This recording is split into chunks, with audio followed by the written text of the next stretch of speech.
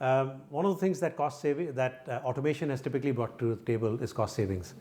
Right? Everyone talks about automation and it's synonymous with cost savings, and that continues on front office, mid office, back office. Has any of you guys ever experienced something like that with either your portfolio companies or in your career, where something's been implemented from an automation standpoint, it had a cost saving perspective to it, and that was linked to letting people go? I think, as you say, like the early adoption stuff, and again, it's automation, not AI, but is, how do you find information? ServiceNow obviously offers a huge amount of stuff around that offering. So, but look, no, I think if we're talking specifically about AI, to me, in all the companies I've worked with, and so far, I know obviously Red Hat was the most recent one, we didn't implement anything. We probably the first early version 1.0 of iSIM, so we were like, that was definitely not in there. Obviously people playing around with ChatGPT and things like that.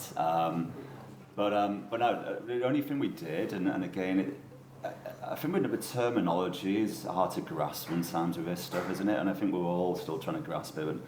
But we did a predictive analytics. That was part of a project, awesome. And it was looking at how will our sales attrition within our sales force, and we looked at performance data, we looked at performance, we looked at quota performance, we looked at when we got the last pay increase, we looked at how many changes the managers have had, promotions, and we were able to come up with a score predicting whether intent of whether a risk or not. If that's AI. No, but that's awesome though. So you guys were able to apply that at scale. Yeah. So that's about the best we got to. No, that's awesome. How about you? What do you see across your portfolio companies? Anything? Not so much that, but I can understand why cost savings is a instinctive reaction. But I like to share a personal, previously when I was with Singapore Economic Development Board, had the privilege to co-author a white paper on how AI, robotics, and automation will impact jobs and skills.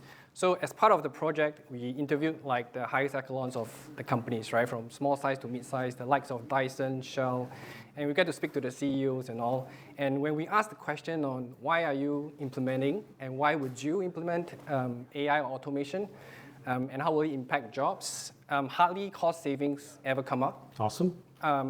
It's always about productivity. Yeah. And I think my main takeaway from that exercise was cost savings is typically a byproduct, but not the intent when they start an AI project, right? And ultimately, they go back to, does it help me with productivity?